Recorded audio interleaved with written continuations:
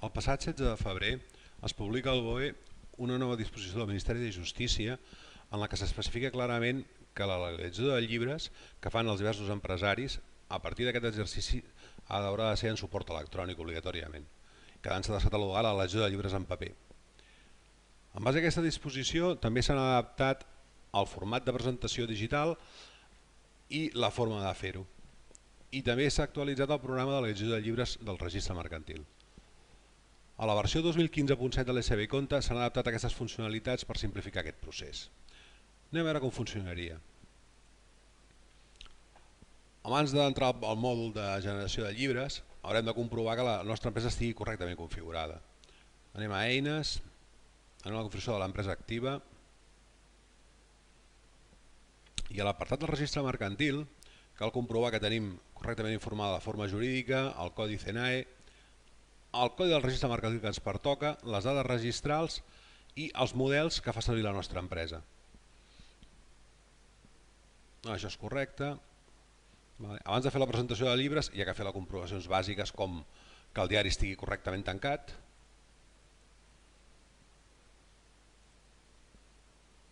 que el precàlcul dels estats financers estigui actualitzat, o sigui que no tinguem una còpia antiga, i que l'estat de canvis en el patrimoni net sigui correcte i estigui del model preparat. Anem a veure'l.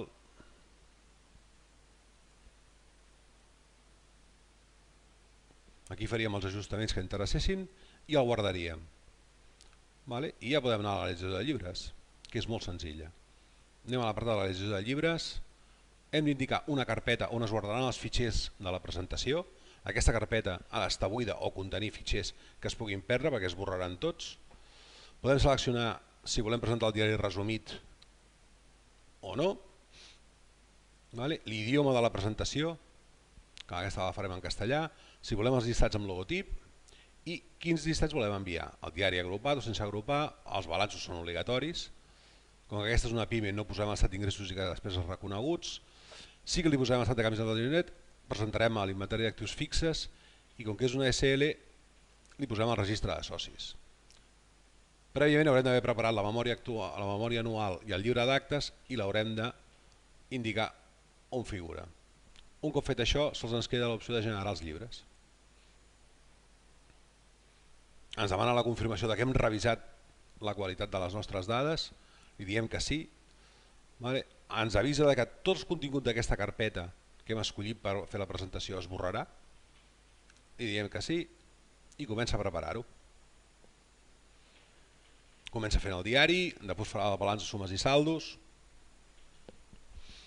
i anirà preparant els diversos fitxers de la presentació que seran en format PDF.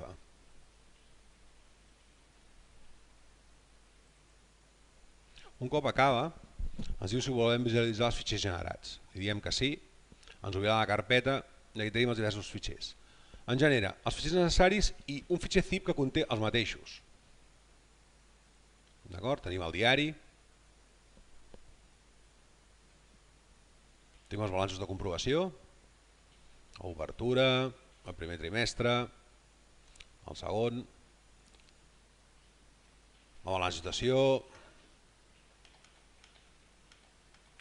la compta de pèrdues i guanys i l'estat de canvis del patrimoni net. Ho tenim preparat. En aquest punt tenim dues rutes. Una és revisar el contingut des del programa oficial del registre i l'altra és enviar-ho directament. Anem a fer les dues. Comencem enviant-ho directament. Anem a la web dels registradors i li direm que volem presentar els llibres. Un cop aquí em diu on està el fitxer zip que s'acaba de generar. Anem a recercar-lo. Tenim a C, legalització, 2014, exemple, i d'aquí agafaríem el fitxer zip, que porta el prefix LL, el codi del registre mercantil i el NIF de l'empresa que estem treballant. Li donem a obrir, el puja a la web del registre i el validarà. Ja el tenim preparat. Sols ens quedaria firmar i enviar. L'alternativa seria tractar-ho des del programa oficial del registre, que ha canviat aquest any. Ara és molt més còmode, perquè podem importar les dades que ha preparat el compte a dintre del Legalia. Faríem formulari, importar, buscaríem la carpeta on tenim els documents,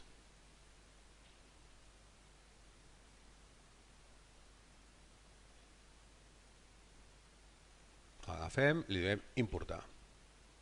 Ens agafa totes les dades, d'acord?